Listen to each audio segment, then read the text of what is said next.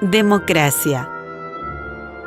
La pérdida de nuestra costa marítima representó un duro golpe para el país. Fue el resultado de tantos años de inestabilidad, violencia y descuido de nuestros gobernantes. Había llegado la hora de poner orden, decididos a gobernar el país democráticamente, es decir, a través de elecciones. Varios empresarios mineros organizaron dos partidos políticos: el Partido Conservador, que agrupaba a los empresarios mineros de Potosí y Sucre, y el Partido Liberal, que reunía a los empresarios mineros de La Paz. Entre 1884 y 1899, el país estuvo gobernado por miembros del Partido Conservador. Los presidentes de ese periodo fueron Gregorio Pacheco, Aniceto Arce, Mariano Baptista y Severo Fernández Alonso. Revolución Liberal. En 1899, el Partido Liberal decidió que había llegado la hora de tomar el poder. Fuertemente armados y apoyados por fuerzas indígenas, los liberales se enfrentaron a las tropas del Estado. Luego de varios combates, el gobierno de Severo Fernández Alonso fue derrotado. Como consecuencia de la derrota del Partido Conservador y de la victoria del Partido Liberal, La Paz se convirtió en la sede del gobierno, mientras que la ciudad de Sucre continuó siendo la capital de la República. Rebelión indígena. Durante los enfrentamientos armados entre los liberales y el Ejército Nacional, los indígenas decidieron rebelarse contra ambos bandos, porque su situación no había cambiado en nada desde la época de la colonia. Si bien combatían al lado de los liberales, eran considerados ciudadanos de segunda categoría. Después del triunfo sobre las tropas del gobierno y con el objetivo de evitar problemas futuros, los liberales apresaron y ejecutaron a los principales líderes nativos, aquellos que hasta hace poco habían sido sus más importantes aliados. Los liberales gobernaron democráticamente y sin interrupciones hasta 1920. El primer presidente de ese partido fue el general José Manuel Pando, militar de gran prestigio en el ejército y entre la población. Guerra del Acre. Durante la presidencia del general Pando, el gobierno del Brasil decidió apoderarse de la región del Acre, ubicada en el norte del país, debido a que era una zona sumamente rica en goma.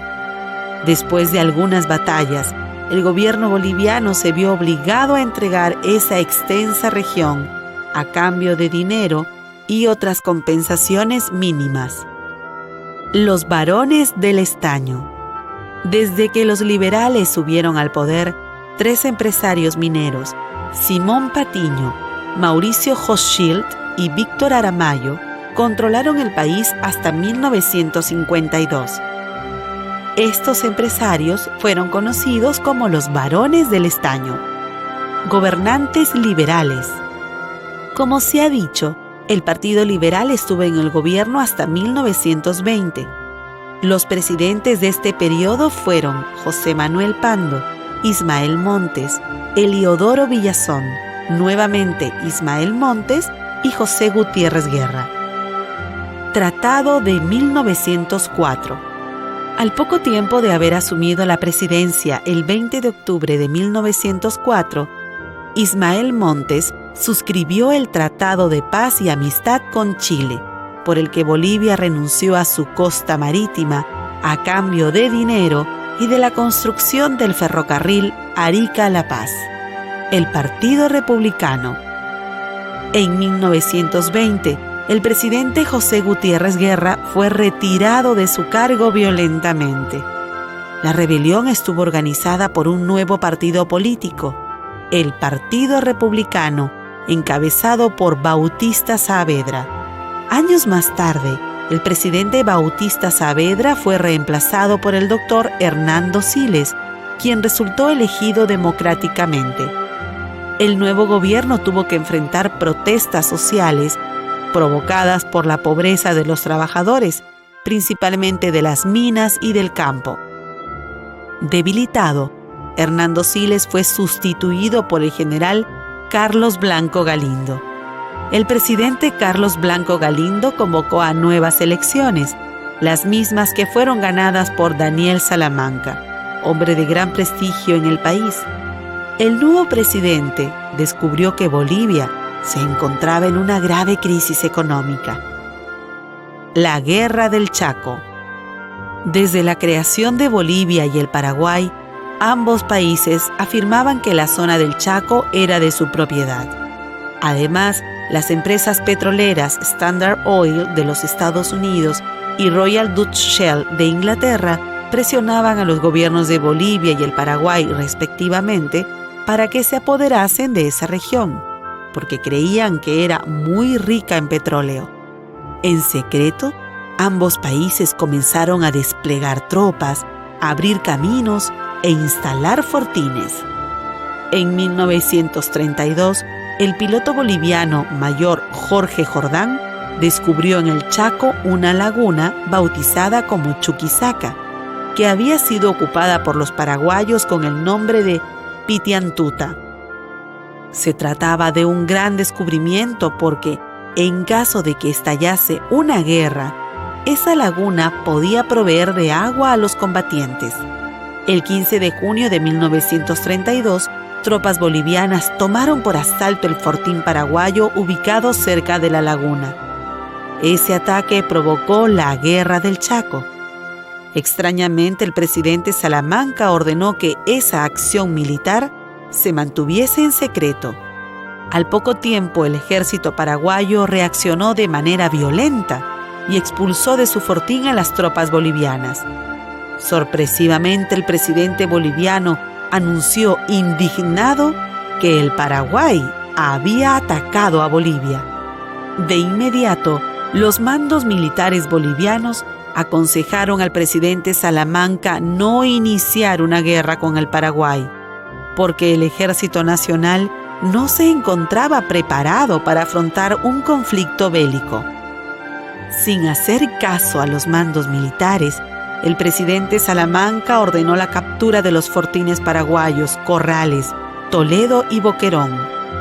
Luego de esas acciones, el presidente estaba seguro de que el conflicto se solucionaría por medio de conversaciones diplomáticas.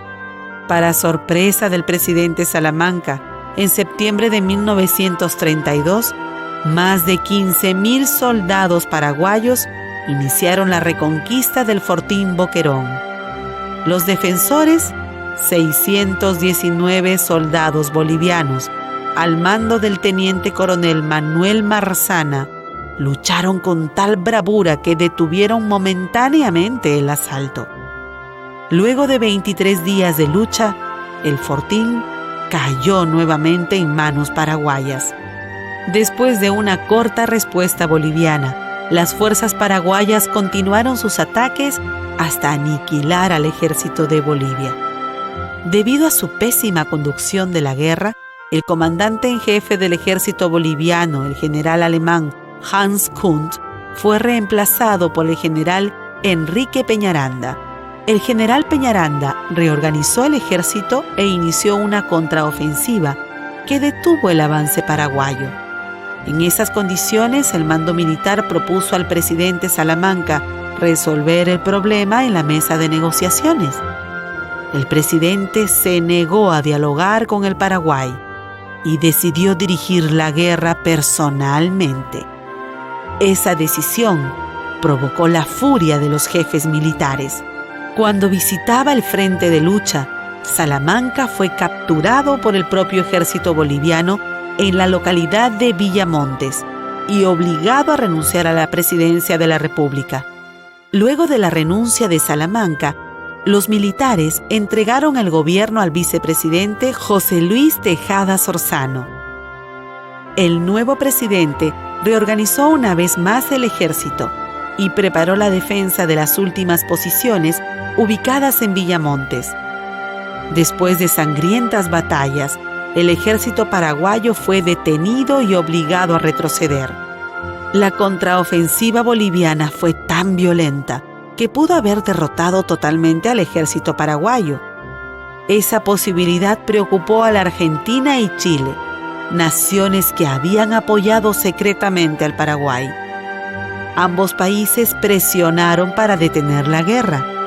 Finalmente, el 14 de junio de 1932, Bolivia y el Paraguay decidieron poner fin a la guerra. La guerra entre Bolivia y el Paraguay provocó la muerte de 90.000 soldados, 40.000 del Paraguay y 50.000 de Bolivia.